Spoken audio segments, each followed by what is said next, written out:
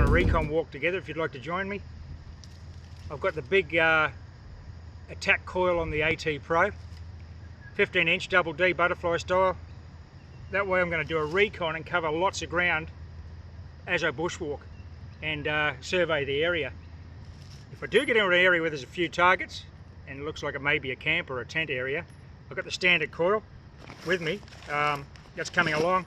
I'll stick the standard coil back on so I get better target separation. So let's go for a bit of a walk together. Okay, that's a 43 penny. You can see how they've struck it and started to fashion it into something before the platoon sergeants caught them in the act. That's a fascinating bit of... I wonder what they were doing. Let's see what else is in this. Next target from this little spot is a pistol round. I'll get a head stamp off that one too. Okay, let's push on further into the bush. Further into the bush, another Mills grenade fuse. Well, this kind of recon is the sort of thing that Colin and I do a lot of.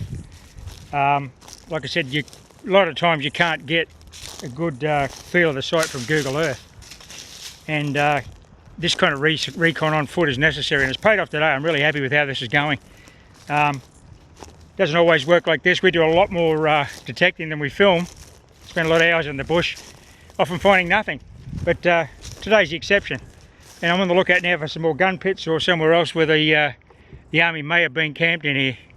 I just got a 303 round. That's not significant, but I'll tell you what, the pinpointing on this Nell coil, this attack coil, which is a 15-inch double D, is dead accurate. It's unbelievably accurate in the center of that coil as the hotspot. It's just intuitive when you put this on a pro. You can just feel a target, if you like, through the center of that coil, and you dig it on the spot and it's right there. It's, for a coil of that size, fantastic target separation, great depth, and of course for what I'm doing here today, this sort of raw reconnaissance, you know, an area I've never been to, perfect because I'm covering heaps of ground. Very happy with that coil. Well, I've circled around back to the gun pits, and just off to the side of where I was before, I found another glass scatter. Just got this, I don't know, tinny or a toothpaste tube. Look at this interesting bit of glass though. What kind of, I wonder what that was off. Very interesting. Well, what I'm going to do, I do have the 11.5-inch coil, but I'll come back in with the smaller sniper with a snake. The big coil, as I just said, is giving me great target separation, but there's a huge concentration of targets in this spot in particular, which warrants a smaller coil. So I might wrap it up for today and come back with that small coil. Okay, I'm back at the gun pits. Just got a second silver coin in the same area that I was in before. This is that big coil still. I'm definitely going to try that the smaller coil on it, like a snake or a Garrett sniper. So let's get this coin cleaned up and see what it is. I think based on the target ID, it's going to be a 50% sixpence again. So the last one's a 1950. Let's see what this one is. Well, I'm happy to be wrong with this one. It's a sterling silver, 43 sixpence, San Francisco mint, so it's a 43S. What a ripper. This is not far from the dig I did about an hour ago when we were in this gun pit area. I circled around, came back, and got another silver. I think that does show the limitations of such a large coil. I really need a smaller coil in here. I've got the 11.5, but I need to go smaller than that. I should have detected this the first time in, but an hour later I got it, so it's all good. I'm just going to demonstrate something here in real time, if you'll bear with me. I just got that 43 silver. Now, I'll show you how this big coil still gives you the target separation, because I think there's another silver coin here.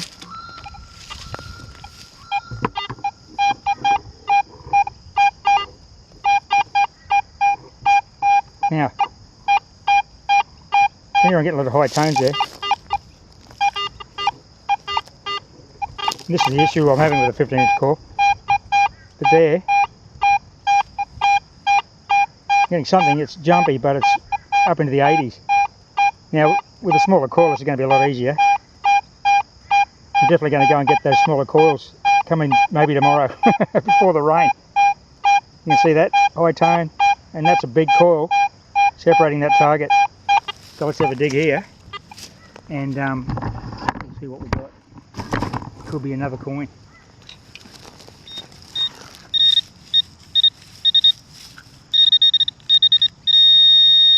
Okay. Well, it's still on the ground, it's not any malachite, so I haven't disturbed it previously. We'll just take out a bit of ground here. Clean the spot. See if we can come up with something here. Pretty exciting.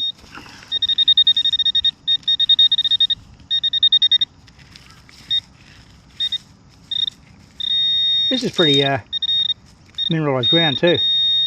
Okay, this could be my target. Alas, it's folded foil. It could be the target.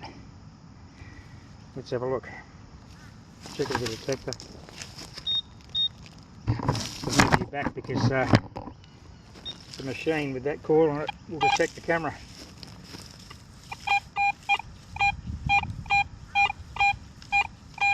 Hear that tone roll?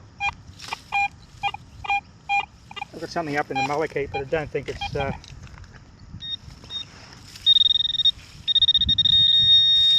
I don't think it's what we...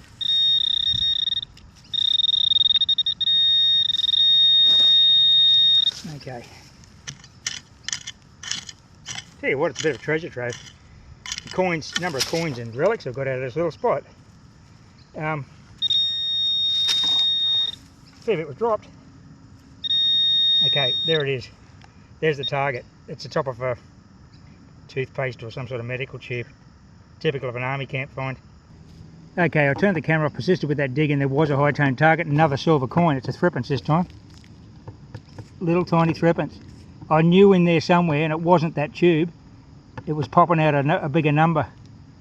This is fantastic. They've dropped quite a few coins here, so I'd say it's a pocket spill. Oh, well, hang on a minute. We had the couple of Trenchard pennies, so something was going on with the coins. Anyway, let's clean this threepence and have a look at it. Okay, there she is. I'm back in my Korea War theory. It's a 49 threepence. Now, for a 50% silver coin, that is in magnificent condition, as was the sixpence earlier. Beautiful patina. Usually those 50% get a bit of green on them. These ones are just gorgeous. So we've got a 49 and a 50, and the rest of the stuff has been World War II. Oh, one of the pennies was 50, I think. So, well, it's an interesting run of coins anyway. I'm sure there's more in here. Oh, well, time for a bit of a break. I'm too far from the Land Rover to go back. I've got plenty of food and water here. Probably a couple of K into the bush now, so have a bit of lunch, cold drink, and a bit of a break and a look around. I'm sitting here, just enjoying the bush. So feel free to get a cold beverage from the fridge or make yourself a cup of tea. I'll be back shortly.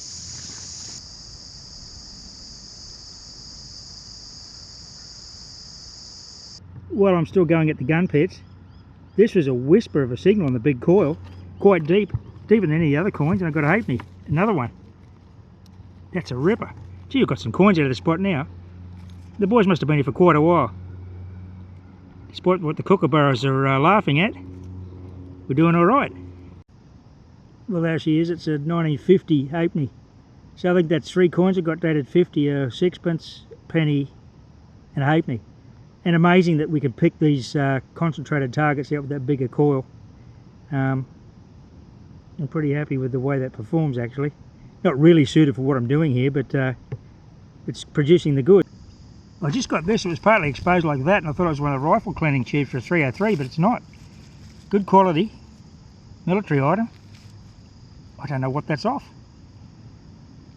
That's interesting. I have no idea. I've not dug anything of that description in the past. Anyway, we'll do a bit of research and see if we can identify that.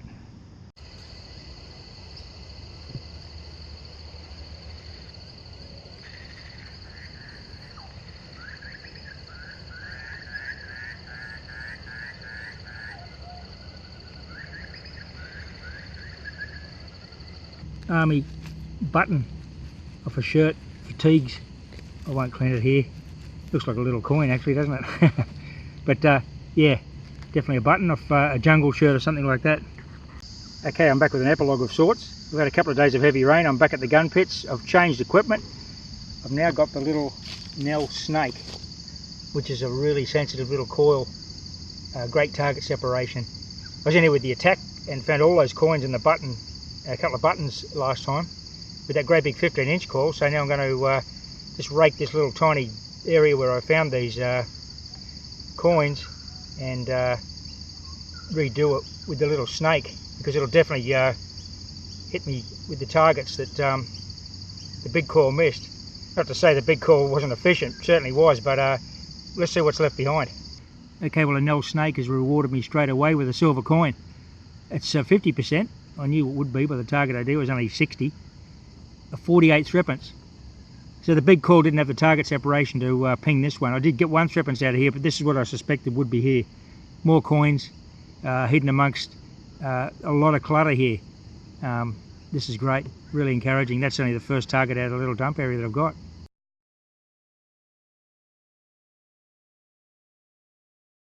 Well, I'm not getting any more solid repeatable targets out of that little dump where I found all those coins last time. So I'm skirting around all these gun pits now. I'm discovering new ones. There's one here. These aren't terribly obvious on the video, I guess, with a log laying across it. And over here, there's a little single man scrape that I circled around. I got a nice 81 out the front of it. Thought that was going to be a Mills bomb base, but it wasn't. It's a coin. Just a random drop in the bush, I guess, by the diggers. And I've got a halfpenny there. There we go. Let's get a date off this one. Nice. Well, I'll give that halfpenny a rudimentary clean, and I can see it's a QE2. So it's quite a bit later than the other coins that I've got in this site. I won't clean it here now. It needs a good scrub with a toothbrush and a bit of warm water. And I'll take some still pics of all the finds from these gun pits at the end of the video. Okay, well, I'm a couple of feet from the halfpenny. I've got a similar signal. It may be larger. This could be a Mills base. You can hear it's quite loud. So it's not deep or it's large. Won't be far into this grass clump. Oh, that's pleasant. It's another coin. A second halfpenny. If you can see it there. 82 or 83 it was. Fairly repeatable. That shows you how good this Pro is with that coil on a target as small as that. That was a really loud signal on the proportional audio. Nice. Well, we'll get all these coins cleaned up and present some dates. Well, it's a little triangle of halfpennies, less than a couple of feet apart. So the bloke in this gun pit's had a bit of a spill out the front. This is the direction he's firing, I believe. Throwing coins at blokes.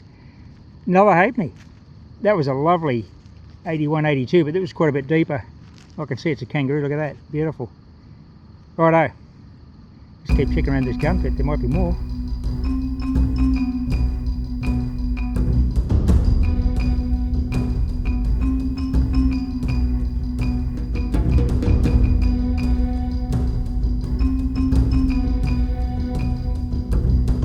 I hope you've enjoyed the video today, everyone. I've really enjoyed being in here. It's been very rewarding.